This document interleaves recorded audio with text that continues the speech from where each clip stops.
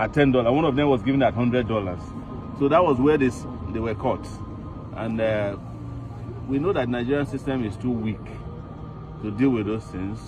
But honestly, the little I know about law, the territorial jurisdiction for that crime is Florida. Yes, yes, it's in Florida, and we have written the Attorney General of Florida to ensure that the investigation commences immediately to unravel how the monies got to the U.S.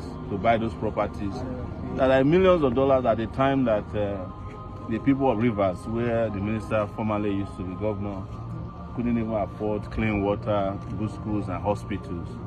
So, Florida will get back to us. We also intend on pursuing the Nigerian side of things. We're still working on those things. So, but we want to thank Nigerians in the large numbers who have provided information. This is the first time that we crowdsourced on finding information on the crime committed on Nigerian. People were sending information. We found hotels in Rivers, multi-billion naira hotels, hospitals, houses, lands in Abuja. There was a land in which we heard that he paid $8 billion and 8 billion naira in cash to buy a piece of land in River State, River Park Estate. So all these things are not going to go, even if the president of Nigeria refuses, or the EFCC that has an eagle that has now tied his eye. The thing is that I really don't take him serious. That's the truth. As I'm here, let me tell you, there's no politician that will say Chief Peter came to his house tonight to ask for anything. No. I'm sitting here between you. Mind my business, I do my business, the what I can get and feed my family, I'm okay. No politician in this country can say I walked around in their houses. So why I'm saying this is I don't take him seriously. I have videos of him saying that APC is a corrupt party. I have videos of him calling Bola Ahmed Tinubu names, calling the party name. I have video of him insulting those who defect from opposition party to APC and calling them indisciplined, calling them all sorts of names. Today, he's playing that role. Those things he condemned, he had now wore the same garment. And he's playing that role effectively to try to act as an undertaker to the PDP. And why do you say this? Yesterday, say, oh, he kept Damago with all the attempt for people to remove him. So he's not somebody that you can say, oh, it means well for the opposition or it means well for the coalition. It doesn't, because he's pursuing his own interest and his own agenda. He's now a minister under the Bola Ahmed Tinubu government. He's benefiting. He's traveling. He's using state resources. He has a Rolls Royce that he's inside him, moving around, and everybody sees it. These are people who have been in government since 1998. Since 1999, sorry. So what is this wealth that a man who has been in government is so rich, and people run to him for all sorts of resources? So I do not see them as people who have interest of the people at heart. I don't see them like that. I see them as politicians the only interest they have is to keep their own interests alive. So I do not want to discuss those issues, and I feel a lot of Nigerians share the same impression, the same opinion with me, that we can't have people who are not stable, people whose character cannot be, say to be something you can recommend that your child should have, and then you see them like mentors. So as a person who have decided to leave this principal path and continue to pursue the goal that will benefit not just myself and my children, but the whole of Nigeria, I think Nigerians sees better and sees that the best option for them is to elect somebody that will truly serve the interest of our people. This, I don't get it.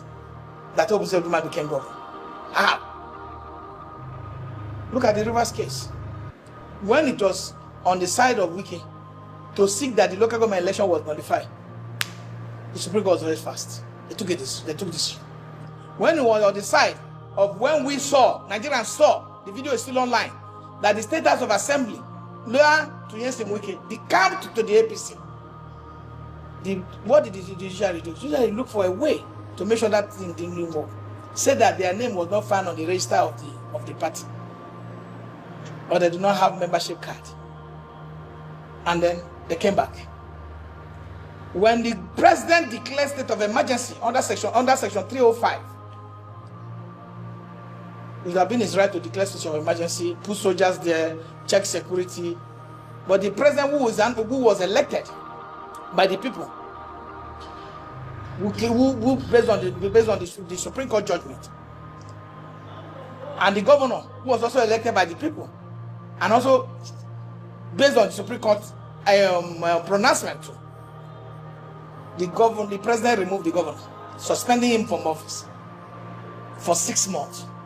A case was brought by interested parties, the PDP governors. For 162 days, the Supreme Court refused to hear the case. You know why? Because they know that there's no way they will hear the case, that the decision of the president will not be faulted. There's no way. They are aware. So for that reason, they are more interested that this illegality persists. They are more happy that the president's decision goes through without any challenge. So who is going to call the Supreme Court to order? It's the people. And you look at the Supreme Court today, the decisions that they are taking, how is it working? Wike was on one of the Chinese television yesterday. He said that Toyeko came to his house to ask him to help him with Supreme Court judgment. Is Wike a Supreme Court judge that somebody will come and help him or to fund him? If he said the man came to him to give him money to fund the Supreme Court judgment, it's a different thing.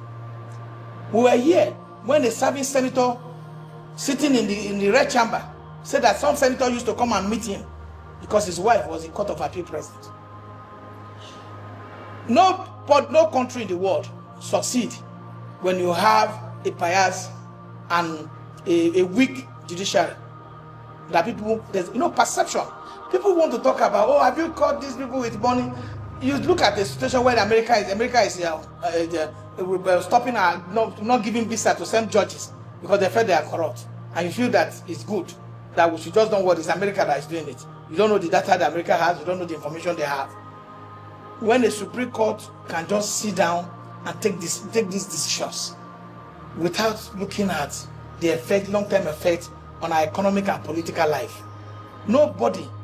I was with very big investors who were talking about the man is investing in Ghana. And I asked him why. He said, I had 4 cases in Ghana. I went to court. The cases are not even as clear as the one I had in Nigeria. I won all of them. But the one that was clear, 90% clear in Nigeria, I lost it, 1. So why will I invest my money here? So Supreme Court, the perception that people see becomes their reality. So people are afraid of putting their money where the security check that only they have is the Supreme Court, is the Appeal Court, is our Federal High Court and State High Court. So it's clear that we have a challenge. And if we are aware that we have a challenge, the best thing we can do to make sure that this challenge does not consume all of us is for people to have a rethink. Today we talk about Justice Toputa. We're talking about him every day.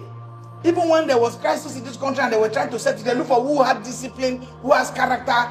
They brought him as a Toputa panel. I don't know why people don't want to live that life. Sibu Galadima, it was on TV. Said that there's a plot for Tinubu to appoint one of the former Court of Appeal judges as INEC chairman. That should have been an happy thing for all of us.